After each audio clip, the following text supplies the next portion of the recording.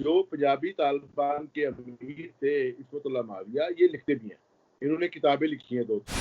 نواز شریف جو وزیر اعظم تھے ان کے معاون خصوصی عرفان صدیقی صاحب نے عصمت اللہ معاویہ کی کتاب کا دیباچہ لکھا، جس میں لکھا ہے کہ یہ بہت زبردست قسم کا مجاہد ہے۔ احمد شاہ مسعود ایک پریس کانفرنس کر رہے تھے، کسی سے پوچھا کہ آپ کے ساتھ جو لڑنے والے لوگ ہیں یہ کون لوگ ہیں؟ تو احمد شاہ مسعود نے کہا یہ پنجابی طالبان کے بہت سارے ایسے لوگ آج بھی وہ افغانستان میں موجود ہیں۔ اچھا کہ جب میں نے کتاب لکھی ہے 2011 میں پنجابی طالبان کتاب میں نے لکھی تو مجھے بہت زیادہ تنقید کا سامنا کرنا پڑا۔ رانا ثناء اللہ صاحب انہوں نے تو آ کر یہ آن دی ریکارڈ کہا کہ یہ پنجابی طالبان کی جو ٹرمینالوجی ہے یہ بالکل غلط ہے اور پنجابی طالبان نام کی کوئی چیز نہیں ہے۔ پنجابی طالبان نے اپنے طور پر جو کارروائیاں کی ان کی ذمہ داری قبول کی اور ان کی ویڈیو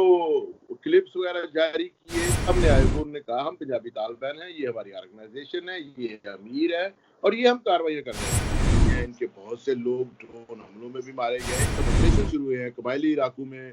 لال مسجد آپریشن کے بعد، تو پنجابی طالبان کی ایک بہت بڑی تعداد جو ہے وہ پاکستان کے خلاف کارروائی کرنا شروع ہوئی۔ ان کا حقانیہ کوڑا خٹک ہے، ان کا الحق میگزین، اس کے علاوہ حق 4 یار، البدر، اس طرح کی بے تحاشا جو ہے وہ پبلیکیشن تھی جس میں باقاعدہ پنجابی طالبان بیانات دیتے تھے، بلکہ اپنی ان کے آرٹیکل شائع ہوتے تھے۔ اور القاعدہ کے قریب جانے کی ایک سب سے بڑی وجہ یہ تھی کہ اس کے جو فرقہ پرست عناصر تھے وہ بہت ڈومینیٹ کر رہے تھے۔ طالبان نے اپنی پالیسی کو تبدیل کیا ہے، فرقہ وارانہ جو عنصر تھا اس کو کم کیا ہے، اور یہی وجہ تھی کہ یہ ہمارے ہاں کے جو فرقہ پرست جذباتی لوگ تھے یہ پھر القاعدہ کے زیادہ قریب ہوئے بنسبت طالبان۔ فیصل آباد سے ابو زبیدہ جیسے لوگ پکڑے گئے، راول پنڈی سے خالد شیخ محمد پکڑا گیا، احمد خلفان گجرات سے پکڑا گیا۔ جب یہی گروہ کشمیر میں جا کر لڑتے تھے تو ہماری ریاست کی ایک رضامندی اور چشم پوشی تو شامل تھی۔ جو ریاستی ادارے ہیں اگر وہ نہ چاہیں تو اس طرح کے گروہ تو یہاں رہ نہیں سکتے، جس کی مثال ہمارے سامنے ہے۔ جی امید ہے آپ سب لوگ خیریت سے ہوں گے۔ چند سال قبل ایک کتاب آئی جس کا نام تھا پنجابی طالبان۔ اس کتاب میں بتایا گیا کہ پنجابی طالبان کون ہیں یا ان کی روٹس کہاں سے ہیں، یہ تنظیم کہاں سے شروع ہوئی، اس میں جو جنگجو تھے ان کا تعلق کن علاقوں سے تھا۔ اور یہ کتاب لکھی مجاہد حسین صاحب نے۔ مجاہد حسین صاحب انویسٹیگیٹو جرنلسٹ ہیں اور مصنف بھی ہیں۔ اس وقت وہ ہمارے ساتھ موجود ہیں۔ مجاہد صاحب تھینک یو سو مچ، آپ نے ہمیں جوائن کیا۔ اچھا مجاہد صاحب، سب سے پہلے تو میں آپ سے یہ پوچھوں گا کہ یہ جو پنجابی طالبان لفظ ہے اس کے بارے میں کہا جاتا ہے کہ یہ 90s میں سب سے پہلے احمد شاہ مسعود صاحب نے ان طالبان کے حوالے سے استعمال کیا جو پاکستان سے افغانستان میں لڑنے آتے تھے ناردرن الائنس کے خلاف۔ تو آپ ان کی تھوڑی سی ہمیں روٹس بتا سکتے ہیں کہ پنجابی طالبان کی روٹس کہاں پہ ہیں اور یہ کیسے بنے، یہ تنظیم یا یہ گروہ کیسے وجود میں آیا؟ جی ہاں بالکل، یہ آپ نے بالکل صحیح کہا ہے۔ احمد شاہ مسعود ایک پریس کانفرنس کر رہے تھے اپنے ہیڈ کوارٹر میں، تو کسی سے پوچھا کہ آپ کے ساتھ جو لڑنے والے لوگ ہیں ان میں جو سب سے زیادہ تعداد ہے یہ کون لوگ ہیں؟ تو احمد شاہ مسعود نے کہا یہ پنجابی طالبان ہیں۔ تو اس کا مطلب یہ تھا کہ جو بھی پاکستان کی طرف سے وہاں لڑنے جاتے تھے ان کو پاکستانی بہت کم کہا جاتا ہے، بلکہ اکثر افغانستان میں ان کو پنجابی کہہ کر ہی مخاطب کیا جاتا ہے۔ تو پنجابی طالبان کی سب سے پہلی جو ٹرمینالوجی کا استعمال ہے یہ واقعی احمد شاہ مسعود نے کیا تھا۔ جہاں تک آپ کے سوال کا تعلق ہے کہ یہ لوگ کہاں سے آئے، ان کے روٹس کیا ہیں، تو بنیادی طور پر کاظمی صاحب یہ وہ لوگ ہیں جو پاکستان میں فرقہ وارانہ تنظیموں سے وابستہ تھے۔ ان کی سب سے بڑی اکثریت سپاہی صحابہ میں، لشکر جنگوی اور اس طرح کی جتنی بھی فرقہ پرست تنظیمیں تھیں جو 80s کے مڈ 80s سے لے کر 90s کے اینڈ تک جو خاصی متحرک رہی ہیں پاکستان میں، اور جب ان کے خلاف پاکستان میں گھیرا تنگ کیا گیا، یہاں کی ایجنسیز جو ہیں اور جو ہمارے جو ادارے ہیں جب ان کی طرف سے فرقہ پرست لوگوں کے خلاف گھیرا تنگ ہوا تو ان کی بہت بڑی تعداد جو ہے وہ سب سے پہلے تو یہ خیبر پختونخوا میں گئے۔ وہاں سے جو ٹرائبل ایریاز ہے وہاں پر چونکہ روٹس بہت زیادہ تھے ان کے، وہاں ان کے ریلیشنز بھی تھے، یہ وہاں گئے اور وہاں سے پھر یہ افغانستان روانہ ہوئے، اور افغانستان میں جا کر آج بھی پنجابی طالبان کے بہت سارے ایسے لوگ جو اپنے آپ کو پنجابی طالبان تو نہیں کہتے، لیکن ان کی جہادی شروعات پنجابی طالبان سے ہوئی تھی، آج بھی وہ لوگ افغانستان میں موجود ہیں۔ کرتا کہ یہ جو لفظ پنجابی طالبان ہے تو یہ پھر کوئی پراپر تنظیم بن گئی جنہوں نے اپنا نام ہی پنجابی طالبان رکھ لیا، کہ یہ صرف یوز ہوتی تھی ایک ٹرم جو ایک لوز ٹرم تھی؟ نہیں، شروع میں تو یہ ایک لوز ٹرم کے طور پر استعمال ہوئی۔ مجھے یاد ہے کہ جب میں نے کتاب لکھی ہے 2011 میں، پنجابی طالبان کتاب میں نے لکھی، تو مجھے بہت زیادہ تنقید کا سامنا کرنا پڑا، اور خاص طور پر اس وقت کی جو گورنمنٹ تھی اور جو ہمارے بڑے مشہور پولیٹیشین ہیں رانا ثناء اللہ صاحب، انہوں نے تو آ کر یہ آن دی ریکارڈ کہا کہ یہ پنجابی طالبان کی جو ٹرمینالوجی ہے یہ بالکل غلط ہے، اور پنجابی طالبان نام کی کوئی چیز نہیں ہے۔ لیکن اتفاق دیکھیں کہ دوسرے دن پنجابی طالبان نے ایک کارروائی کی، انہوں نے حملہ کیا پشاور میں، کچھ لوگ وہاں ہمارے شہید ہوئے، تو پنجابی طالبان کی طرف سے یہ ایک پریس ریلیز جاری کی گئی، تمام میڈیا کو، لوگوں کو ٹیلی فون کالز کی گئی، جیسے طالبان کے مختلف گروہ کرتے تھے، تو انہوں نے اپنی ذمہ داری جو ہے وہ قبول کی، اور اس کے بعد انہوں نے اپنے لیٹر جاری کیے۔ تو بہت جلد حکومت پنجاب کو اس معاملے پر بیک فٹ پہ آنا پڑا کہ پنجابی طالبان نام کی کوئی چیز نہیں ہے۔ پنجابی طالبان نام کی چیز بڑی نہ صرف موجود تھے یہ لوگ، بلکہ انہوں نے باقاعدہ ہر ہفتے وہ میڈیا کے ساتھ اپنا انٹریکشن کرتے تھے، جو کاروائیاں کرتے تھے وہ افغانستان میں، پاکستان کے جو قبائلی علاقوں ہیں وہاں پر، کراچی میں، اور خاص طور پر پشاور میں پنجابی طالبان نے اپنے طور پر جو کاروائیاں کی، ان کی ذمہ داری قبول کی اور ان کی ویڈیو کلپس وغیرہ جاری کیے۔ بلکہ ان دنوں جو ان کے سربراہ تھے، اور آخر تک وہی سربراہ رہے، عصمت اللہ ماویہ صاحب، جن کا تعلق یہ ملتان کے بالکل ساتھ جو خانیوال ڈسٹرکٹ ہے اس کی تحصیل ہے کبیر والا، اس سے ان کا تعلق ہے، تو انہوں نے بالکل کھل کر سامنے آئے، وہ انہوں نے کہا ہم پنجابی طالبان ہیں، یہ ہماری آرگنائزیشن ہے، یہ امیر ہے، اور یہ ہم کارروائیاں کر رہے ہیں۔ اور سب سے جو اس وقت بہت شور ہوا وہ یہ تھا کہ پاکستانی سیکیورٹی ایجنسیز کے 20 سے زائد جو ملازمین تھے ان کو انتہائی بے دردی کے ساتھ قتل کر دیا گیا وزیرستان میں، اور نہ صرف قتل کیا گیا بلکہ ان کی قتل کی ویڈیو بنائی گئی۔ اس کے بعد جب ان کی سر بریدہ لاشوں کو لے کر لے جایا جا رہا تھا پک اپ میں، تو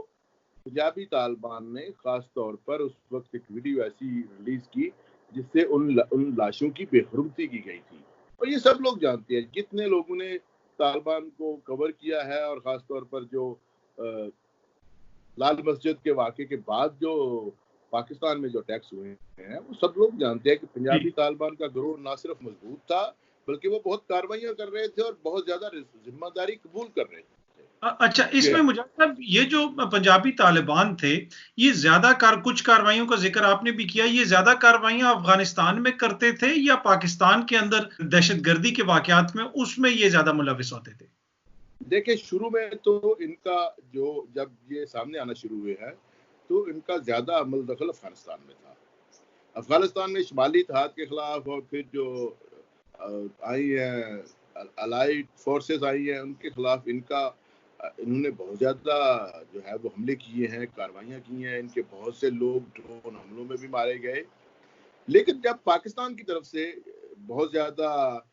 ریٹیلیشن ہوئی ہے، اور خاص طور پر جب آپریشن شروع ہوئے ہیں قبائلی علاقوں میں لال مسجد آپریشن کے بعد، تو پنجابی طالبان کی ایک بہت بڑی تعداد جو ہے وہ پاکستان کے خلاف کارروائی کرنا شروع ہو گئی۔ انہوں نے بلوچستان میں اپنا ہیڈ کوارٹر بنایا، اور اس کے علاوہ جنوبی وزیرستان، شمالی وزیرستان، پشاور تک ان کی جو موجودگی ہے اس کو بہت واضح طور پر تسلیم کیا جاتا تھا اور محسوس کیا جاتا تھا۔ تو زیادہ شروع کا جو ان کا دورانیہ ہے وہ تو وہ افغانستان میں رہے، کیونکہ یہاں پر مسئلہ یہ ہے کہ جب یہ لوگ، چونکہ ان کا سب کا تعلق فرقہ پرست تنظیموں کے ساتھ تھا، اس میں یہاں ان کو مجاہد صاحب میں یہی آپ سے پوچھنا چاہ رہا تھا کہ یہ جو پنجابی طالبان ہیں، آپ نے ذکر کیا کہ فرقہ پرست تنظیموں سے آئے، ان کے بہت سارے، ان کی لیڈرشپ بھی اور ان کے فٹ سولجرز بھی، تو یہ طالبان کے زیادہ قریب تھے یا جو وہاں پہ افغانستان کے اندر القاعدہ یا عرب جنگجو تھے ان کے یہ زیادہ قریب تھے؟ دیکھیں جی، جب تک تو طالبان کا جھگڑا رہا ہے شمالی دھات کے ساتھ اور دیگر جو وہاں کی فورسز تھیں، جو مقامی فورسز تھیں، اس وقت تو طالبان پنجابی طالبان کا براہ راست تعلق جو تھا وہ تحریک طالبان افغانستان کے ساتھ تھا. اور بہت سے ہمارے شواہد ایسے ملتے ہیں کہ جب تحریک طالبان افغانستان کو پنجابی طالبان کی طرف سے یا پاکستان کی طرف سے جانے والے جو لاتعداد جنگجو تھے ان کی طرف سے ان کی مدد کی گئی اور اس بات کا یہاں چرچا بھی ہوا. اب ہمیں کچھ تھوڑی سی احتیاط نظر آتی ہے، لیکن اس سے پہلے مسئلہ یہ ہے کہ ہمارے ہاں جو ملیٹنسی ہے یا طالبانائزیشن ہے، اس پر تحقیق کرنے والوں نے، ایک تو تحقیق کرنے والے بہت کم ہیں، دوسرے جو ہیں بھی ان میں اکثریت جو ہے وہ غیر ملکی ہیں. اب غیر ملکیوں کا سب سے بڑا مسئلہ یہ تھا کہ ان کو وہ ریفرنس تک نہیں پہنچ سکتے تھے. ایک تو لینگویج بیریئر، ان کو تراجم کرانے پڑتے تھے، اور اس کے علاوہ جو سب سے اہم بات یہ تھی کہ ہمارے ہاں چونکہ پبلیکیشنز کو آرکائیو کرنے کا کوئی مبسوط طریقہ نہیں ہے، اس وجہ سے ان کا ذکر کم ملتا ہے. لیکن اگر آپ پاکستانی پبلیکیشنز کو دیکھیں جو اس دوران تھیں، اور یہ کوئی 110 کے قریب پبلیکیشن تھی، جس میں سب سے بڑی پبلیکیشن جو مدرسہ حقانیہ کوڑا خٹک ہے ان کا الحق میگزین، اس کے علاوہ حق چار یار، البدر، اس طرح کی بے تحاشا جو ہے وہ پبلیکیشن تھی، جس میں باقاعدہ پنجابی طالبان کے مختلف ادوار میں ذمہ دار رہنے والے لوگ نہ صرف بیانات دیتے تھے بلکہ اپنی ان کے آرٹیکل شائع ہوتے تھے. بلکہ میں سب سے دلچسپ بات آپ کو بتانا چاہتا ہوں، میں آپ کو نام بھی دے دوں گا، جو پنجابی طالبان کے امیر تھے عصمت اللہ معاویہ، یہ لکھتے بھی ہیں، انہوں نے کتابیں لکھی ہیں 2-3. ان کی ایک جو جہادی کاوش تھی جس میں انہوں نے اپنی جہاد کی کارروائیاں لکھی، اس کا پیش لفظ نواز شریف جو وزیر اعظم تھے ان کے معاون خصوصی عرفان صدیقی صاحب نے عصمت اللہ معاویہ کی کتاب کا دیباچہ لکھا ہے. اس میں لکھا ہے کہ یہ بہت زبردست قسم کا مجاہد ہے اور اس نے بہت جہادی کارروائیاں کر رہا ہے اور اس سے بہت استعمار کو اور کفار کو نقصان پہنچ رہا ہے. تو یہ اگر ایک وزیر اعظم کا معاون خصوصی ایک جہادی کی کتاب کا دیباچہ لکھتا ہے تو اس سے اندازہ لگایا جا سکتا ہے کہ ان کے لیے تو کوئی رکاوٹ نہیں تھی یہاں پر کسی قسم کی بھی. مختلف جو رسائل اور جرائد تھے اور مختلف جو فارمز تھے، اور حتیٰ کہ یوٹیوب پر اور دیگر جو فیس بک اکاؤنٹ تھے، ٹویٹر تو اتنا زیادہ استعمال نہیں کرتے تھے یہ لوگ، تو اس میں ان کی اپنی تمام کارروائیوں کی ذمہ داری قبول کرتے، بلکہ اس سے فنڈ جنریٹنگ سے لے کر اس میں سب سے زیادہ جو ہے وہ ریکروٹمنٹس تک ہوتی تھی. اور یہ بہت پرانی بات نہیں ہے. لال مسجد کے واقعے کے بعد جب میاں صاحب کی گورنمنٹ آئی ہے پیپلز پارٹی کی، اس دور میں بھی یہ تھا. اس کے بعد جب میاں صاحب بنے ہیں وزیر اعظم، تو اس وقت بھی بہت سارے کلیدی عہدے داروں کے ساتھ جو اس طرح کے گروپ ہیں، اور خاص طور پر جو پنجابی طالبان گروپ ہے، اس کے براہ راست تعلقات تھے.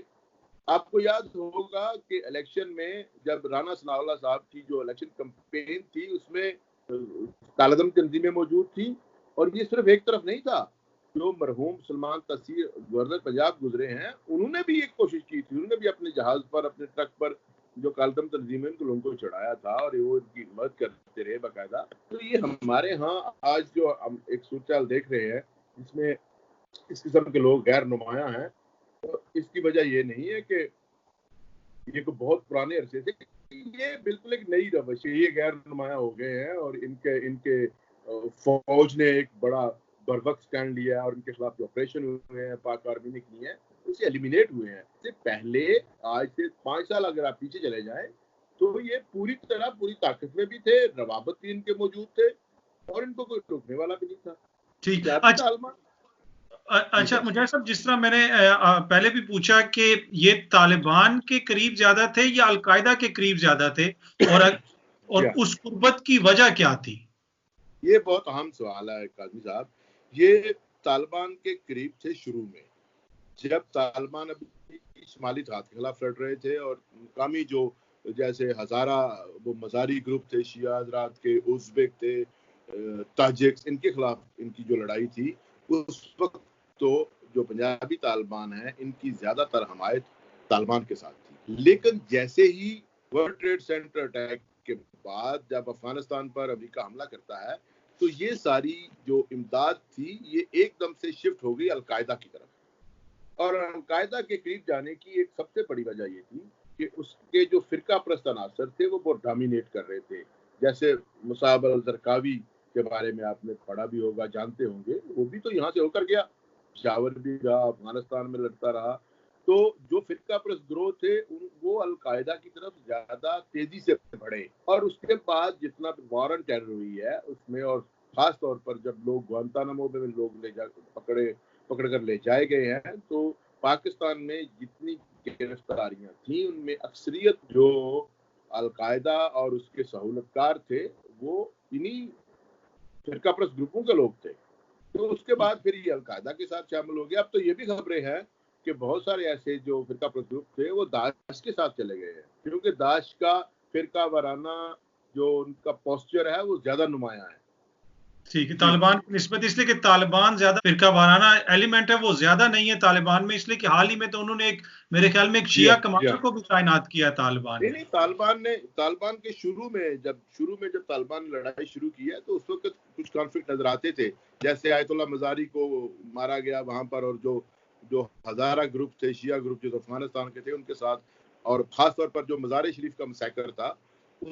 اس دورانیے تک طالبان کی ایک فرقہ وارانہ سوچ نظر آتی تھی. لیکن اس کے بعد جب لڑائی پھیل گئی ہے، اور خاص طور پر جب جو اتحادی افواج ہیں ان کے خلاف لڑائی شروع ہوئی ہے، نیٹو کے خلاف، امریکہ جو افواج ہیں ان کے خلاف، تو اس وقت طالبان نے بڑی محسوس طریقے سے اپنی پالیسی کو تبدیل کیا ہے، اور اس نے فرقہ وارانہ جو عنصر تھا اس کو کم کیا ہے. اور یہی وجہ تھی کہ یہ ہمارے ہاں کے جو فرقہ پرست جذباتی لوگ تھے یہ پھر القاعدہ کے زیادہ قریب ہوئے بنسبت طالبان کے. اچھا دیکھیں، اگر القاعدہ کے لیڈران کا بھی ذکر کیا جائے جو پاکستان سے گرفتار ہوئے، خالد محمد شیخ ہو گئے، ابو زبیدہ ہو گئے، ابو خلفان ہو گئے، یہ لوگ بھی پنجاب کے شہروں سے گرفتار ہوئے. تو اس میں بھی کیا ان لوگوں کو وہاں پہ پناہ دینے میں مختلف شہروں میں بھی یہ گروہ ملوث تھا؟ یقینی طور پر یہ جو مقامی گروہ تھے ان کا ایک بہت بڑا قاضی صاحب نیٹ ورک تھا، اور آج بھی ہے. کی وجہ سے ان کے ہاں پناہ حاصل کرنا یا کسی کی مدد کرنا یہ بہت معمولی کام ہے. آپ اب دیکھیں، القاعدہ جو کہ بہت محتاط تھی اس وقت جب گرفتاری شروع ہوئی ہیں، اور خاص طور پر جب ڈرون اٹیک شروع ہوئے ہیں اور القاعدہ نے پاکستان کے شہروں کی طرف رخ کیا، تو وہ کراچی نہیں گئے، وہ سیدھے پنجاب آئے ہیں. فیصل آباد سے ابو زبیدہ جیسے لوگ پکڑے گئے، راول پنڈی سے خالد شیخ محمد پکڑا گیا، احمد خلفان گجرات سے پکڑا گیا، لاہور سے بہت سے لوگ پکڑے گئے. تو وہ انہوں نے پنجاب میں آ کر اپنے آپ کو سیٹل کیا، اور یہاں پر جو سہولت کاری تھی وہ انہی گروہوں کے پاس تھی. یہی انہیں مکان وغیرہ لے کر دیتے تھے، اور ان کے لیے جو ہے وہ ان کو ساری جو خدمات باہم پہنچائی جا سکتی تھی پہنچاتے تھے. تو اس کی وجہ بالکل واضح ہے کہ چونکہ روٹس ان کے افغان جہاد سے ان گروپس کے ساتھ تھے، تعلقات تھے، تو ان کو پنجاب کے شہروں میں اور جدید شہروں میں جو ہے وہ سیٹل کرنا ان گروہوں کے لیے کوئی مسئلہ نہیں تھا. ٹھیک. اچھا، آخری سوال آپ سے کروں گا. آپ نے ذکر کیا کہ سابق وزیر اعظم کے جو معاون خصوصی تھے عرفان صدیقی صاحب، انہوں نے وہ کتاب کا دباچہ لکھا کہ، تو اب کیا اگر اس لیول تک ان کے تعلقات تھے تو ایسے الزامات تو بھی پھر آتے ہوں گے نا کہ جو ریاست کے دیگر ادارے تھے یا جو ڈیپ ہماری ریاست ہے، ریاست کے بھی کہیں نہ کہیں ان کی کہیں تک تعلقات تو ہوں گے ان کے ساتھ، یا کوئی ایسے الزامات بھی سامنے آئے؟ جہاں تک افغانستان میں ان کی کارروائیوں کا تعلق ہے تو اس میں ہماری ریاست کی تو ایک رضامندی شامل تھی، اور خاص طور پر جب یہی گروہ کشمیر میں جا کر لڑتے تھے تو ہماری ریاست کی ایک رضامندی اور چشم پوشی تو شامل تھی. اسی کی بنیاد پر یہ یہاں پر سیٹل ہوئے. بصورت دیگر اگر ریاست اس میں بالکل دوسرے کنارے پر کھڑی ہوتی تو یہ لوگ کبھی بھی یہاں پر اپنے نیٹ ورکس نہیں بنا سکتے تھے. تو اس میں یہ کہنا پڑے گا کہ شاید اس وقت ہماری ریاست کو جو ہے وہ فارن جو ان کا بیرونی محاذ ہیں ان پر اپنی پالیسی کے لیے شاید اس قسم کے گروہوں کی ضرورت تھی اس وقت. اور اسی وجہ سے یہ لوگ اتنے پروان چڑھے اور پھر ان کے سیاسی روابط بنے. کیونکہ اگر جو ریاستی ادارے ہیں اگر وہ نہ چاہیں تو اس طرح کے گروہ تو یہاں رہ نہیں سکتے، جس کی مثال ہمارے سامنے ہے. گزشتہ 5-7 سال سے ریاستی اداروں نے اپنا قبلہ درست کر کے ایک بالکل شفاف طریقے سے ایک آپریشن کیا ہے. آج ان کے نیٹ ورکس بھی نہیں ہے. آج یہ بہت سے لوگ پکڑے جا چکے ہیں. گو کہ اس ساری مشق میں 80,000 کے قریب ہم نے قربانیاں دی ہیں, لیکن ریاستی اداروں کو یہ کریڈٹ دینا پڑتا ہے کہ انہوں نے اپنے آپ کو جو ہے وہ بالکل ایک سمت میں رکھ کر پاکستان کی سلامتی کو لاحق جو خطرات تھے ان کا خاتمہ کیا ہے. یہی اگر کام 10 سال پہلے ہو جاتا, 15 سال پہلے ہوتا, تو شاید یہ نوبت نہ آتی جو بعد میں آئی. شاید لال مسجد آپریشن بھی نہ کرنا پڑتا, ضرورت ہی پیش نہ آتی. تو اس کو ابہام میں چھپایا نہیں جا سکتا کہ ریاستی اداروں کو خبر نہیں تھی. ریاستی اداروں کو بالکل خبر تھی, اور بدقسمتی سے یہ لوگ پروان چڑھتے رہے. جی, مجاہد حسین صاحب بہت بہت شکریہ, تھینک یو سو مچ آپ کے ٹائم کا.